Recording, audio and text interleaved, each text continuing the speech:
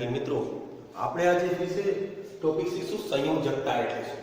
એમ કહેવામાં આવે આપણે ઇલેક્ટ્રોન રચના સામાન્ય રીતે જોઈએ કે પ્રથમ કક્ષામાં 2 ઇલેક્ટ્રોન, પ્રથમ કક્ષા એટલે કે માં 2 ઇલેક્ટ્રોન, L માં 8 ઇલેક્ટ્રોન, KL M માં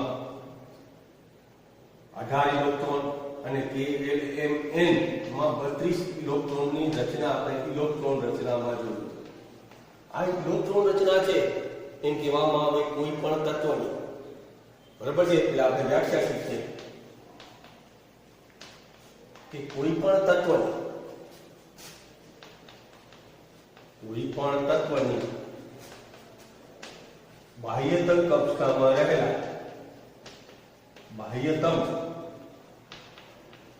કક્ષામાં રહેલા ઇલેક્ટ્રોનની સંખ્યાને સંયોજકતા કહે છે. શું કહેવામાં આવે છે? સંયોજકતા કહે છે. શું કીધું? કોઈ પણ તત્વની બાહ્યતમ કક્ષામાં ઇલેક્ટ્રોન રચના લખીએ એટલે કક્ષા છે KLMN. જો બાહ્યતમ કક્ષા એટલે કક્ષા પૂર્ણ થઈ ગયા પછીના વધારાના ઇલેક્ટ્રોનને શું કહેવામાં આવે છે? સંયોજકતા કહેવામાં આવે છે. સંયોજકતા એમ કહેવામાં આવે પરમાણુ બીજા પરમાણુ સાથે કેટલા અંશે જોડાઈ શકે છે. શું કરી શકે છે? કેટલા અંશે જોડાઈ શકે છે તે સંયોજકતા ઉપર આધાર રાખે છે. કોના ઉપર આધાર રાખે છે? સંયોજકતા ઉપર આધાર રાખે છે. એના પછી જોઈએ કે સંયોજકતા છે એ મુખ્યત્વે બે ભાગમાં વહેંચવામાં આવે છે. સંયોજકતા છે એને મુખ્યત્વે બે ભાગમાં વહેંચવામાં આવે. એકને કહેવામાં આવે પ્લસ સંયોજકતા અને બીજી છે માઇનસ સંયોજકતા. ક્યારે પ્લસ આપવું અને ક્યારે માઇનસ આપવું એ સૌથી અગત્યની વાત છે. શું છે? સૌથી અગત્યની વાત. પછીનો પોઈન્ટ છે કે ઇલેક્ટ્રોન સંયોજકતા પ્લસ ક્યારે આવે અને માઇનસ ક્યારે આવે. એમ કહેવામાં આવે કોઈ પણ તત્વની ઇલેક્ટ્રોન રચના લખો છો, કોઈ પણ તત્વની ઇલેક્ટ્રોન રચના લખવામાં આવે, ઇલેક્ટ્રોન રચના લખવામાં આવે ત્યારે કક્ષા પૂર્ણ થઈ ગયા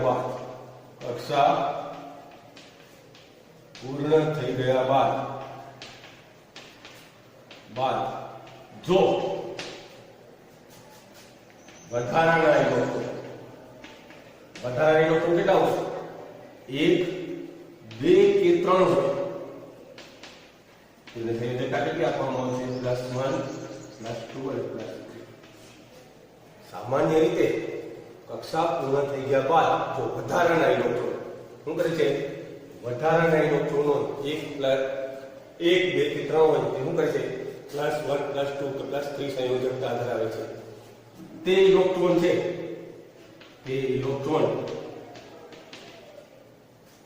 બીજા તત્વને દાન આપી શકે છે. શું કરી શકે છે? દાન આપી શકે છે. બીજા તત્વોને આપી શકે છે. જ્યારે કક્ષામાં પૂર્ણ થઈ ગયા બાદ જો વધારાના ઇલેક્ટ્રોનો પ્લસ કક્ષામાં પૂર્ણ ન થતા જો ઘટતા ઇલેક્ટ્રોનને માઇનસ અથવા ઋણ સંયોજકતા આપવામાં આવે છે. શું કરવામાં આવે છે? ઋણ સંયોજકતા આપવામાં આવે છે. તમને યાદ છે આપણે શીખાતા કે બોહર અને બરી નામના વૈજ્ઞાનિકે કીધું કે મિનિમમ 8 ઇલેક્ટ્રોન હોવા જોઈએ. કેટલા હોવા જોઈએ? 8 ઇલેક્ટ્રોન હોય તો જ સામાન્ય રીતે કક્ષા પૂર્ણ કરવામાં આવે છે. પછીના બીજા ઇલેક્ટ્રોન સમાઈ શકે. કેટલા છે? આમાં એમ જોવામાં આવે કે કક્ષામાં પહેલી કક્ષામાં કે 2 ઇલેક્ટ્રોન છે, કે પછી L પહેલી કક્ષા, બીજી કક્ષા L એટલે કે 8 ઇલેક્ટ્રોન, ત્રીજી કક્ષા KLM તો 18 ઇલેક્ટ્રોન અને ચોથી KLMN 32 ઇલેક્ટ્રોન છે. પહેલી કક્ષાને બાદ કરતા બોહર બળીએ કીધું કે મિનિમમ 8 ઇલેક્ટ્રોન દરેક કક્ષામાં હોવા જોઈએ. જો 8 ઇલેક્ટ્રોન ના હોય તો બીજા સાથે ભાગીદારી કરી શકે છે. હવે હું છે પૂર્ણ ન થાય 8 ઇલેક્ટ્રોન પૂર્ણ ન થાય તો ઘટતા ઇલેક્ટ્રોન કેટલા હોય? 5, 6 કે 7. કેટલા હોય? 5, 6 કે 7.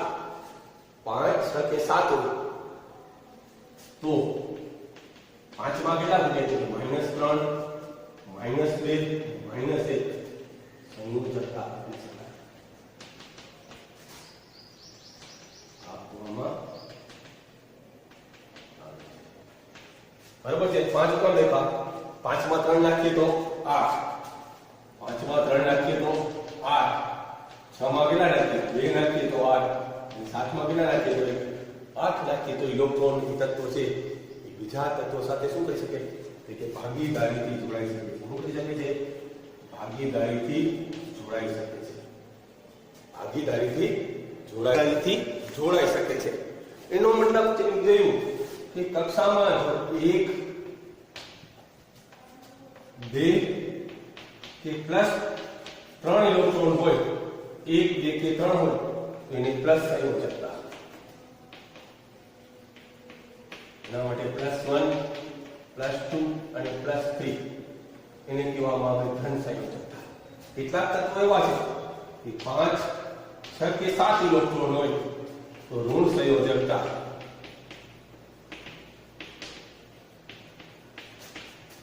-1, -2 અને -3 શું આપવામાં આવે છે?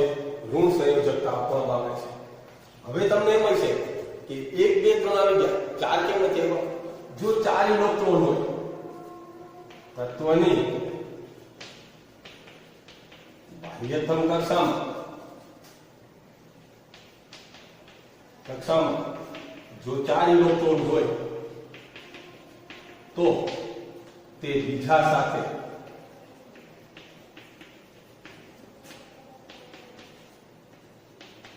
ભાગીદારી કરી જોડાઈ શકે છે. સાથે ભાગીદારી કરી જોડાઈ શકે છે. હવે 4 મારી પાસે છે અને બીજા પાસે પણ 4 હોય તો જોડાઈ શકે ને, બાકી કોઈ જોડાઈ શકે નહીં. એના માટે કહેવાય ભાગીદારી કરી શકે છે. હવે આમાં બીજી સંખ્યા છે એવી 8. એમ કહેવામાં આવે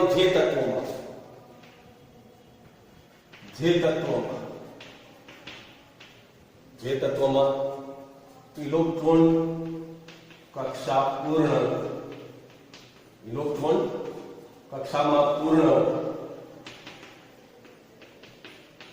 કક્ષામાં કેવા હોય? પૂર્ણ. બરાબર છે. પ્રથમ કક્ષા છે કે એમાં 2 ઇલેક્ટ્રોન પૂર્ણ હોય, બીજીમાં 8 ઇલેક્ટ્રોન પૂર્ણ હોય, ત્રીજીમાં 18 હોય અને ચોથીમાં 32 ઇલેક્ટ્રોન હોય, પૂર્ણ હોય તો તેવા તત્વોને નિષ્ક્રિય તત્વો શું કહેવામાં આવે? નિષ્ક્રિય તત્વો એવા તત્વો કહેવાય નિષ્ક્રિય તત્વો. તમને આમાં અહીંયા સમજાવી દઉં છું. પહેલું છે હિલિયમ, પરમાણુ ક્રમાંક 2. બીજી કક્ષામાં કેટલા ઇલેક્ટ્રોન? 2 છે. ત્રીજી કક્ષામાં કેટલા ઇલેક્ટ્રોન? 2. તો પૂર્ણ થઈ ગયા કહેવાય. હિલિયમ નું કહેવામાં આવે નિષ્ક્રિય. નિષ્ક્રિય તત્વોને બીજા નામે પણ ઓળખવામાં આવે, કહેવામાં આવે છે ઊંધા તત્વો. શું કહેવામાં આવે છે? ઊંધા તત્વો કહેવામાં આવે. હિલિયમ જોયું, પછી આવશે નિયોન. નિયોનનું ક્રમાંક 10. પહેલી કક્ષામાં 2, બીજી કક્ષામાં 8. તો આ પણ કેવું થઈ ગયું? પૂર્ણ ઇલેક્ટ્રોન અને કહેવામાં આવે નિષ્ક્રિય. બરાબર છે. પહેલી કક્ષામાં 2, બીજીમાં 8, બંને કક્ષા પૂર્ણ થઈ ગઈ. એને શું કહેવામાં આવે છે? નિયોન કહેવામાં આવે છે. ત્રીજું છે આપણા આર્ગોન. એનો પ્રમાણ ક્રમાંક 18, 2, 8 અને 8. પ્રથમ કક્ષા પૂર્ણ, બીજી કક્ષા પૂર્ણ, ત્રીજી કક્ષામાં કેટલા ઇલેક્ટ્રોન છે? 8. કારણ કે બોહર પરિણામના વિજ્ઞાનની 8 ઇલેક્ટ્રોન મિનિમમ હોવા જોઈએ. તો કેટલા ઇલેક્ટ્રોન? 1, 2, 3 કે 4 નથી. તો તે કેવું છે? પૂર્ણ છે. આને પણ શું કહેવામાં આવે? નિષ્ક્રિય તત્વ કહેવામાં આવે. શું કહેવામાં આવે? નિષ્ક્રિય તત્વો કહેવામાં આવે છે. શું કહેવામાં આવે? નિષ્ક્રિય તત્વો કહેવામાં આવે છે. એટલે આપણને વિકલ્પ પૂછાય નિષ્ક્રિય તત્વો ક્યાં ક્યાં છે? તો આવશે 3. હિલિયમ, નિયોન અને આર્ગોન કેવા છે? નિષ્ક્રિય તત્વો છે. ઇલેક્ટ્રોનની ભાગીદારી કરી શકતા નથી. કોઈ પણ તત્વ સાથે ઇલેક્ટ્રોનની ભાગીદારી કરી શકતા નથી. 1 2 3 હોય તો વધારાના પ્લસ, 5 6 7 હોય તો ઋણ, 4 હોય તો ભાગીદારી ઇલેક્ટ્રોન અને હોય તો નિષ્ક્રિય. હવે આપણે કેટલાક તત્વો શીખેલા છે. પેલું છે હાઇડ્રોજન.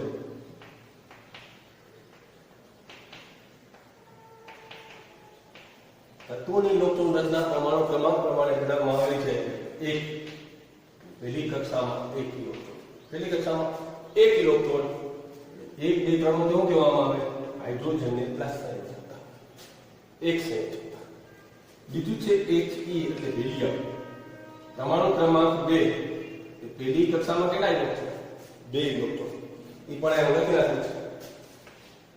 પહેલી કક્ષામાં 2, પહેલી કક્ષા છે K, બીજી કક્ષામાં 8 એટલે કે Kl, ત્રીજી કક્ષામાં 18 અને M, અને ચોથી કક્ષામાં 32 ઇલેક્ટ્રોન જેને કહેવામાં આવે છે M, KLMN.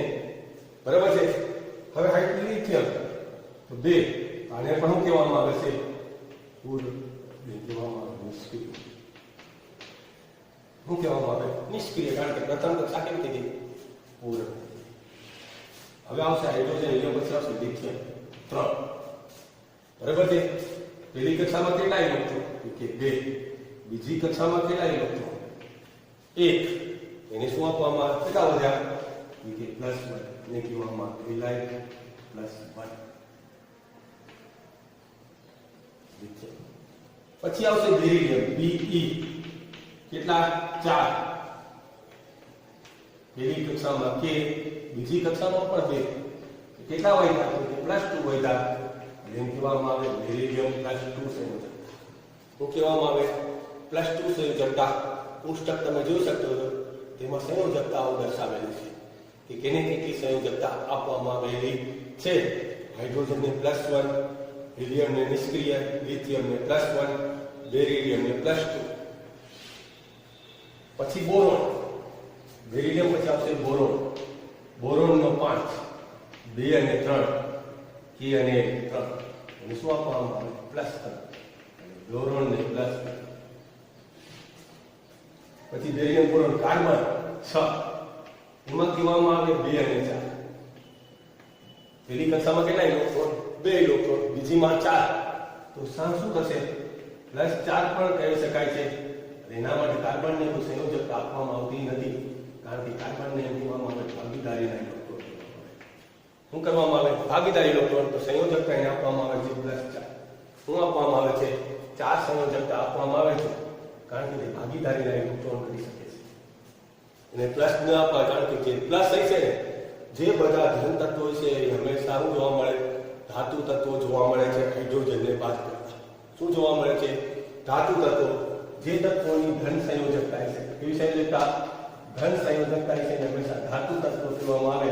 હાઇડ્રોજનને બાદ કરતા અને ઋણ સંયોજકતા વાળા બધા અધાતુ કહેવામાં આવે. શું કહેવામાં આવે છે?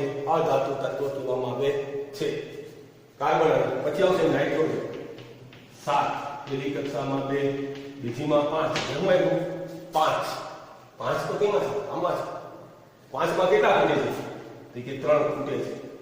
3 ખૂટે છે ને, તો એને -3 અને એમ કહેવામાં આવે N-3. શું કહેવામાં આવે? N-3. આપણે આડાવાળા તત્વો લઈએ છીએ. એટલે 8 તત્વો લઈને એને ખબર પડી જાય. નાઇટ્રોજન. પછી આવશે ઓક્સિજન. પરમાણુ ક્રમાંક 8, 2 અને 6. 6 છે તો કેટલા ખૂટશે? 8 જોઈએ તો કેટલા ખૂટે? 2 ખૂટે. -2. ઓક્સિજનની સંયોજકતા -2. કેટલી? -2. પછી આવશે ક્લોરીન 9, 2 અને 7. કેટલા ખૂટે છે? 1 ખૂટે છે. ક્લોરીન ને -1 આપવામાં આવે.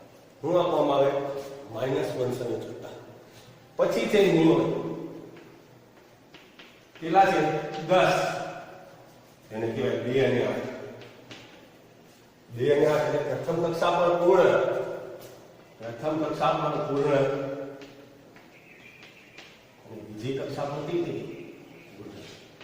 પ્રથમ કક્ષા પર પૂર્ણ. ત્યાં કે કક્ષાઓ પ્રથમ કક્ષા પર પૂર્ણ અને બીજી કક્ષા પર પૂર્ણ. એવા તત્વોને શું કહેવામાં આવે? નિષ્ક્રિય. શું કહેવામાં આવે છે? નિષ્ક્રિય તત્વો કહેવામાં આવે છે. આવી જ રીતે સોડિયમ અને +1, મેગ્નેશિયમ +2, એલ્યુમિનિયમ +3, સિલિકોન છે, બરાબર છે. કાર્બનની જેમ આવશે બીજું સિલિકોન, જેનો 14, 2, 8 અને 4. એને પણ સંયોજકતા કેટલી કહેવામાં આવે? 4 કહેવામાં આવે. પણ કેવું? ભાગીદારીના ઇલેક્ટ્રોન કહેવામાં આવે છે. શું કહેવામાં આવે છે? એસાઈ 14, 2, 8, 4. એના પણ ઉગાડવામાં આવે. 4 સંયોજકતા આપવામાં આવે. તો કેવું લખવામાં આવે? ભાગીદારીના ઇલેક્ટ્રોન. 1, 2, 3, 4 14 થઈ ગયા. 11, 12, 13 ને 14. 15 માં આવશે ફોસ્ફરસ. શું આવશે? ફોસ્ફરસ. 2, 8 અને 5. કેટલા? 2, 8 અને 5 ખૂટે છે. તો એ કે કેટલા ખૂટે? તો -3. એની સંયોજકતા કેટલી આપવામાં આવે? -. તો કેટલાક સ્વરૂપો એવા છે કે ફોસ્ફરસને +5 પર સંયોજકતા આપવામાં આવે છે, કારણ કે ફોસ્ફરસના કેટલાક સ્વરૂપો જોવા મળે છે. શું જોવા મળે છે? કેટલાક સ્વરૂપો જોવા મળે છે. પછી ફોસ્ફરસ 15 આવી ગયું. પછી 16 આવશે સલ્ફર. શું આવશે? સલ્ફર.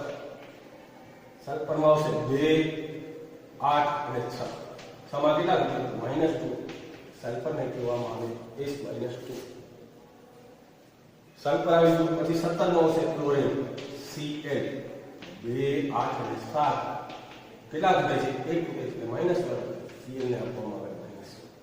અને છેલ્લું છે 18. એને કહેવામાં આવે આર્ગોન. 2, 8, 8. એને કહેવામાં આવે પૂર્ણ કક્ષકો. એને કહેવામાં આવે નિષ્ક્રિય. શું કહેવામાં આવે છે? નિષ્ક્રિય તત્વો કહેવામાં આવે છે. જ્યારે આની બાકી રહી જાય તો કહી દઉં. સોડિયમ 11. સોડિયમ કેટલા? 11. 2, 8, 1. સોડિયમને પ્લસ. આના 12 છે. 2, 8, 2. મેગ્નેશિયમ +2. એલ્યુમિનિયમ કેટલા છે? 13 છે. 2, 8, 3. શું કહેવામાં આવે? એલ્યુમિનિયમ +3. 1 થી 18 તત્વોની ઇલેક્ટ્રોન રચના તમે જોઈ શકો છો, અને આ ચિત્રમાં પણ જોઈ શકો છો. 1 થી 18 તત્વોની ઇલેક્ટ્રોન રચના અને સંયોજકતા આપેલી છે. તેનો ફોટો પણ પાડીને મેં મોકલેલો છે, અને તમે બોર્ડ ઉપર પણ જોઈ શકો છો. 1 થી 18 તત્વોમાં તમને એમને ખબર પડી જાય છે કે કયા તત્વોને ધાતુ તત્વ કહેવામાં આવે, કયા તત્વોને અધાતુ, અને કયા તત્વોને નિષ્ક્રિય કહેવામાં આવે છે. પ્લસ સંયોજકતા એટલે ધાતુ, ઋણ સંયોજકતા એટલે અધાતુ, અને બાકીના તત્વોને કહેવામાં આવે? નિષ્ક્રિય કહેવામાં આવે છે. બધી શકીએ પરમાણુ ક્રમાંક એટલે શું? કે કોઈ પણ પરમાણુ છે, કોઈ પણ પરમાણુ છે ના કેન્દ્રમાં શું જોવા મળે છે? તો કે પ્રોટોન અને ન્યુટ્રોન જોવા મળે છે. પણ આપણે પ્રોટોનની ચર્ચા કરીએ છીએ. પરમાણુ કેન્દ્રમાં પ્રોટોન રહેલા હોય છે. આ દરેક તત્વમાં પ્રોટોનની સંખ્યા એક સરખી જોવા મળે છે. દરેક તત્વમાં પ્રોટોનની સંખ્યા કેવી જોવા મળે છે? પરમાણુ ક્રમાંક પ્રમાણે જોવા મળે છે. એમ કહેવામાં આવે કોઈ પણ તત્વમાં વ્યાખ્યા છે કે કોઈ પણ તત્વના, કોઈ પણ પરમાણુના કેન્દ્રમાં રહેલા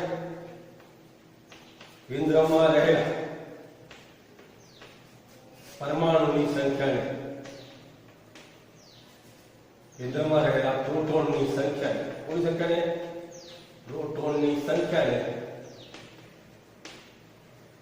તે તત્વનો પરમાણુ ક્રમાંક અથવા પરમાણુ ક્રમાંક કહે છે. શું કહે છે? ક્રમાંક. શું કહે છે? પરમાણુ ક્રમાંક અથવા પરમાણુ ક્રમાંક કહેવામાં આવે છે. બધા તત્વોની રચના હંમેશા પરમાણુ ક્રમાંક આધારે કરવામાં આવે છે. શું કરવામાં આવે છે? પરમાણુ ક્રમાંક આધારે ગોઠવણી કરવામાં આવે છે. ઉદાહરણ તરીકે કહી દઉં, હાઇડ્રોજનનો પરમાણુ ક્રમાંક 1 છે. હાઇડ્રોજનનો પરમાણુ ક્રમાંક કેટલો છે? 1.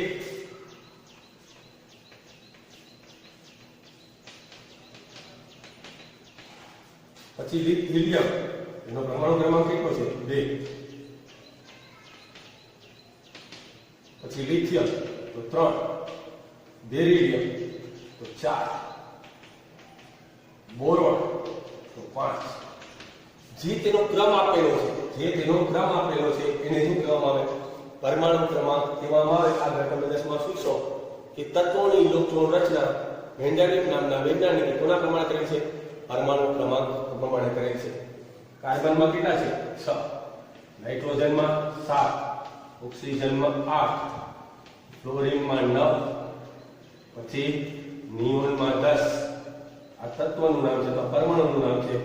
અને આ પ્રોટોનની સંખ્યા ચિત્રમાં પણ તમે જોઈ શકો છો. નિયોન, પછી આવશે sodium 11, magnesium 12, aluminium 13, silicon 14, phosphorus 15, sulphur 16, chlorine 17, argon કેટલા? 18. તત્વોનું શું છે નામ? પરમાણુ. અને પરમાણુ ક્રમાંક છે, જેને પરમાણુ ક્રમાંકને હંમેશા કોના દ્વારા દર્શાવવામાં આવે છે? Z દ્વારા દર્શાવવામાં આવે છે. પરમાણુ ક્રમાંક કોના દ્વારા દર્શાવવામાં આવે છે? Z દ્વારા દર્શાવવામાં આવે છે, જેને કેપિટલ Z કહેવામાં આવે છે. જે ઇલેક્ટ્રોન રચના છે, તો જેનો ક્રમ છે એને શું કહેવામાં આવે છે? પરમાણુ ક્રમાંક. શું કહેવામાં આવે? પરમાણુ ક્રમાંક કહે. તો પાછા આપણે શીખી ગયા છે. એને કહેવામાં આવે પરમાણુનું કેન્દ્ર છે. પરમાણુના કેન્દ્રમાં શું જોવા મળે છે? પ્રોટોન અને ન્યુટ્રોન રહેલા હોય છે.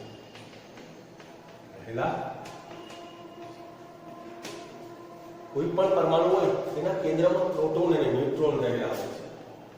આ પ્રોટોન અને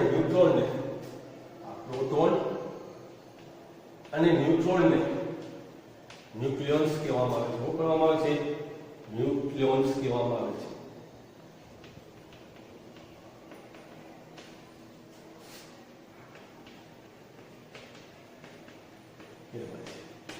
પણ એમ કહેવામાં આવે કેટલાક પ્રયોગો પરથી માહિતી મળેલ છે. કેટલાક પ્રયોગો પરથી માહિતી મળેલ છે, માહિતી મેળવવામાં આવેલ છે કે પ્રોટોન અને ન્યુટ્રોનની સંખ્યા, પ્રોટોન P+ અને ન્યુટ્રોનની સંખ્યા હંમેશા પ્રોટોન ન્યુટ્રોનની સંખ્યા કેટલાક તત્વોમાં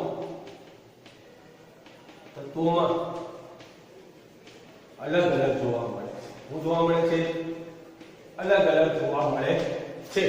મોટા ભાગના તત્વોમાં પ્રોટોન ન્યુટ્રોનની સંખ્યા સરખી હોય, પણ કેટલાક તત્વોમાં પ્રોટોન ન્યુટ્રોનની સંખ્યા કેવી હોય છે? અલગ અલગ જોવા મળે છે. આ માટે પરમાણુ દળાંક એટલે પરમાણુ દળાંક કહેવાય, અથવા એને દળાંક પણ કહેવામાં આવે. પરમાણુ દળાંક બરાબર પ્રોટોન અને ન્યુટ્રોનની સંખ્યાના સરવાળાને. પ્રોટોન P+ અને ન્યુટ્રોન N0 ની સંખ્યાના સરવાળાને શું કહેવામાં આવે છે? પરમાણુ દળાંક કહે છે. દળાંક શું કહે છે? પરમાણુ દળાંક કહે છે. ઉદાહરણ આપણે શીખી લઈએ. પેલું છે હાઇડ્રોજન. શું છે? હાઇડ્રોજન, જેમાં પ્રોટોન 1, ઇલેક્ટ્રોન 1, ન્યુટ્રોન કેટલા છે? 0 છે. કેટલા છે? 0 છે, જે તમે ચિત્રમાં જોઈ શકો છો. બરાબર છે? અલગ અલગ તત્વોનું નામ આપેલું છે અને એમ લખાય 1H0. શું લખાય? 1H1. શું લખાય? 1H1 અહીંયા શું કહેવાય કે પરમાણુ ક્રમાંક, અહીંયા તત્વનું નામ અને અહીંયા લખાય પરમાણુ ક્રમાંક. આ એક સામાન્ય ફોર્મ્યુલા છે અથવા એને ગણાંક કરીને લખવામાં આવે છે. આ એક યાદ રાખવા જેવું છે. બરાબર છે? મેં લખ્યું છે 1H1. હવે કાર્બન છે, કાર્બનને કહેવામાં આવે C. બરાબર છે? હાઇડ્રોજનનો પરમાણુ ક્રમાંક 1 છે, કાર્બનનો 6 છે. એમાં પ્રોટોનની સંખ્યા 6, ઇલેક્ટ્રોનની સંખ્યા 6, ન્યુટ્રોનની સંખ્યા પણ કેવી છે? 6 જોવા મળે છે. શું જોવા મળે છે? 6 જોવા મળે છે. આને કહેવામાં આવે 6C12. શું આપવામાં આવે છે? 6C12. શું આપવામાં આવે? 6C12. અહીંયા જોઈને સોડિયમ કેટલા છે? 11. તેમ કહેવામાં આવે પ્રોટોન 11 છે. આમાં એક શીખવા જેવું છે. પ્રોટોનની સંખ્યા 11, ઇલેક્ટ્રોનની સંખ્યા પણ 11, પણ ન્યુટ્રોનની સંખ્યા કેટલી જોવા મળે છે? કે 12 જોવા મળે છે. કેટલી જોવા મળે છે?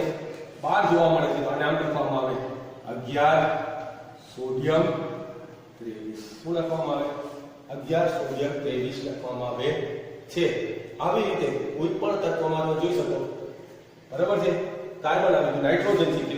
નાઇટ્રોજનના પરમાણુ ક્રમાંક છે 7, પ્રોટોન 7, ઇલેક્ટ્રોન 7 અને ન્યુટ્રોન પણ કેટલા છે? 7 છે. આને કેટલા કહેવામાં? 7 લખાય N અને પ્રોટોન અને ન્યુટ્રોનનો સરવાળો કેટલો? 14. એટલા તત્વોનું મેં લખીને આપેલું છે. સોડિયમ કેટલા? 11 અને 23. પછી હાઇડ્રોજન 1H1, કાર્બન 6H12. સોડિયમમાં જોયું અલગ જોવા મળે છે. કેટલાક તત્વોમાં અલગ રચના જોવા મળે છે. એને સામાન્ય રીતે પરમાણુ ગણાંક કહેવામાં આવે છે. એટલે કે પ્રોટોન અને ન્યુટ્રોનની સંખ્યાના સરવાળાને કહેવાય પરમાણુ. આ સમસ્થાનિકો છે. પરમાણુ ભાર અને પરમાણુ દળાંક અથવા દળાંક પરથી ગણતરી કરવામાં આવે. કેટલાક તત્વોમાં અથવા કેટલાક પરમાણુમાં પરમાણુ ક્રમાંક, કેટલાક પરમાણુઓને આપણે તત્વો સમજીએ. પરમાણુ ક્રમાંક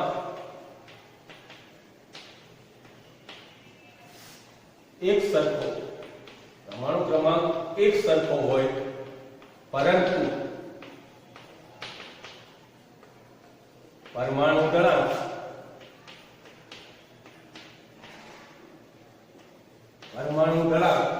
કૌંસમાં લખું છું P + N. જો ફેરફાર હોય, પરમાણુ દળાંક અલગ હોય, તો તેવા તત્વો એકબીજાના શું કહેવાય? સમસ્થાનિકો કહે છે. શું કહે છે? સમસ્થાનિકો કહેવામાં આવે છે. શું કહેવામાં આવે? સમસ્થાનિકો હોય છે. કેવું છે? તત્વ અથવા પરમાણુમાં પરમાણુ દળાંક કેવો છે? પરમાણુ ક્રમાંક એટલે પ્રોટોનની સંખ્યા એક સરખી, પરંતુ પરમાણુ દળાંક પ્રોટોન ન્યુટ્રોનની સંખ્યા કેવી? અલગ અલગ જોવા મળે છે. એના માટે આવી રચના જોવા મળે તેની કહેવાય સમસ્થાનિકો જોવા મળે. સમસ્થાનિક અને પેલું જોયું ઉદાહરણ હાઇડ્રોજન જોયું કે પ્રોટોનની સંખ્યા 1, ઇલેક્ટ્રોનની સંખ્યા 1 અને ન્યુટ્રોનની સંખ્યા કેવી છે? 0 છે. 0 છે. આપણે એના કે 1H1 અને પ્રોટિયમ, પછી ડ્યુટેરિયમ, ટ્રિટિયમ, પછી આવા તત્વો બીજા પણ છે જેને કહેવામાં આવે કાર્બન. બરાબર છે? શું કહેવામાં આવે? કાર્બન, જેનું છે 6C12 જોવા મળે છે. હવે જોઈએ તેના ભૌતિક ગુણધર્મો અને ઉપયોગ.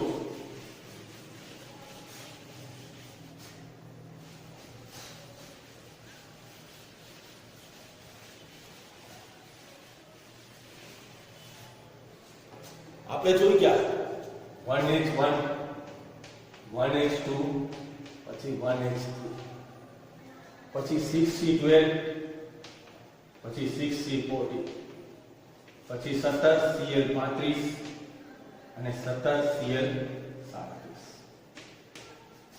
પછી સોડિયમ જોઈ ગયા 11 Na23 અને 11 Na24 બરાબર 11 Na આ ત્રણ તત્વો જોઈ ગયા હાઇડ્રોજન કાર્બન અને ક્લોરીન બરાબર છે આ તત્વોનો પરમાણુ ક્રમાંક કેવા છે સમાન છે પરમાણુ ક્રમાંક 1 1 1 1 સમાન છે આમાં કેટલા છે 6 6 સમાન છે પરંતુ પરમાણુ ક્રમાંક કેવા છે અલગ અલગ છે શું જોવા મળે છે અલગ અલગ જોવા મળે છે કોઈ પણ તત્વ લખવું હોય તો અહીંયા તત્વનું નામ અહીંયા લખાય ક્રમાંક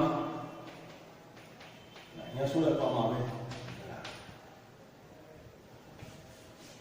હવે તેના ગુણધર્મો જોઈ લઈએ પેલું કહેવામાં આવે સૌથી કેવા છે શુદ્ધ પદાર્થો છે કેવા છે સૌથી શુદ્ધ પદાર્થો છે પછી કહેવામાં આવે કે એક કરતા તેના વધારે સ્વરૂપો જોવા મળે છે શું જોવા મળે છે વધારે સ્વરૂપો જોવા મળે શું જોવા મળે છે વધારે સ્વરૂપો જોવા મળે છે પછી આગળ જોઈએ તો એમ કહેવામાં આવે કે રાસાયણિક ગુણધર્મો અલગ છે પરંતુ ભૌતિક ગુણધર્મો કેવા જોવા મળે છે સમાન જોવા મળે છે રાસાયણિક ગુણધર્મો કેવા છે સમાન છે પણ ભૌતિક ગુણધર્મો કેવા જોવા મળે છે અલગ અલગ જોવા મળે છે પછી ત્રીજું છે આનો ઉપયોગ એમ કહેવામાં આવે સૌથી વધારે પ્રમાણમાં કરવામાં આવે છે શું કરવામાં આવે છે સૌથી વધારે પ્રમાણમાં કરવામાં આવે છે શુદ્ધ છે એક કરતા વધારે સ્વરૂપો જોવા મળે છે રાસાયણિક ગુણધર્મો અલગ છે રાસાયણિક ગુણધર્મો કેવા છે અલગ છે સમાન છે પરંતુ ભૌતિક ગુણધર્મો કેવા જોવા મળે છે અલગ જોવા મળે છે હવે તેના ઉપયોગો જોઈએ ઉપયોગો પરીક્ષામાં ખાસ કરીને પૂછાય છે પહેલો ઉપયોગ છે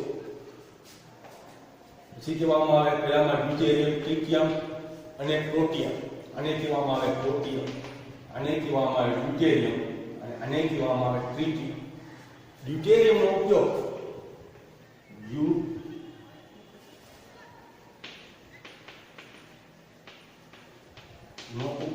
ક્યાં થાય છે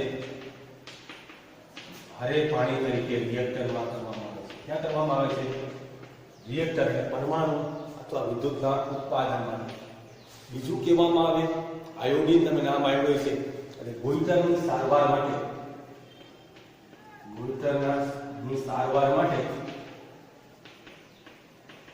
માટે આયોડિન ઉપયોગી જોવા મળે છે પછી ત્રીજું છે યુરેનિયમનો ઉપયોગ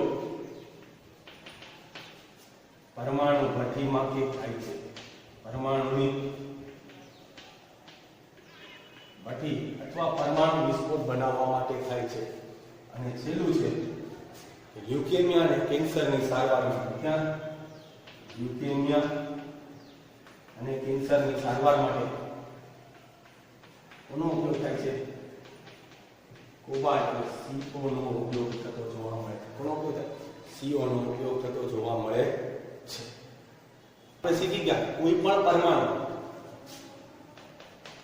પણ પરમાણુ અથવા સામાન્ય રીતે તત્વમાં લખીએ પરમાણુ ક્રમાંક એક સરખો પરમાણુ ક્રમાંક એટલે P પરમાણુ ક્રમાંક કેવો છે અલગ અલગ પરમાણુ ક્રમાંક અલગ અલગ હોય પરંતુ પરમાણુ દળાંક અથવા દળાંક કેવો હોય છે P + N જો સમાન હોય કેવું હોય સમાન હોય તો તેવા તત્વોને શું કહેવામાં આવે છે સમદળીય કહેવામાં આવે છે શું કહેવામાં આવે છે સમદળીય કહે છે શું કહેવામાં આવે સમદળીય કહેવામાં આવે તમને ખબર છે ક્રમાંક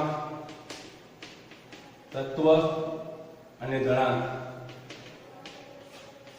આમાં શું છે પરમાણુ દળાંક સરખો છે કેવો છે પરમાણુ દળાંક સરખો છે પણ પરમાણુ ક્રમાંક કેવો છે અલગ અલગ છે શું કામ કારણ કે કેટલાક તત્વો છે કેલ્શિયમ એ પ્રોટોનની સંખ્યા 18 કેલ્શિયમ પ્રોટોનની સંખ્યા 20, ઇલેક્ટ્રોનની સંખ્યા 20, અને ન્યુટ્રોનની સંખ્યા છે એમાં ફેરફાર જોવા મળે છે. શું જોવા મળે છે? ફેરફાર જોવા મળે છે. ન્યુટ્રોનની સંખ્યા પણ આમાં 20 છે. જ્યારે આમાં છે આર્ગોન છે પરમાણુ ક્રમાંક 18, ઇલેક્ટ્રોનની સંખ્યા 18, ન્યુટ્રોનની સંખ્યા કેટલી છે? 22 જોવા મળે છે. શું જોવા મળે છે? 22 જોવા મળે છે. એટલે 20 Cl ને 40 લખી શકાય સામાન્ય રીતે, પણ 18 આર્ગોનને 40 લખી શકાય ને. એકબીજાને શું કહેવામાં આવે છે? સમદળીય કહેવામાં આવે છે. એકબીજાને શું કહેવામાં આવે છે? સમદળીય કહેવામાં આવે, કારણ કે તેના પરમાણુ